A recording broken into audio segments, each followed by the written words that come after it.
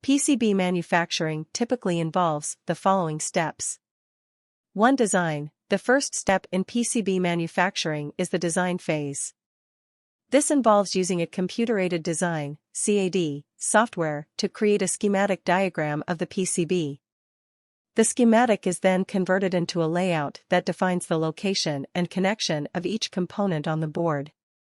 2. Printing. Once the design is complete, the layout is printed onto a piece of film. The film is then used to create a photo mask, which is used in the next step. 3. Etching. The photo mask is placed over a copper-coated board, and the board is exposed to UV light. The areas of the board that are not covered by the mask are exposed to the light, which causes the copper to become chemically sensitive.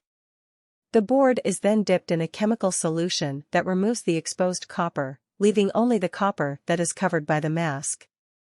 For drilling, after etching, holes are drilled into the board where the components will be mounted. These holes are then plated with copper to create electrical connections.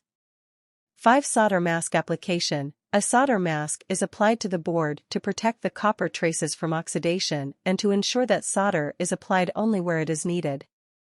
6. Component placement. The board is then populated with components, which are mounted and soldered onto the board.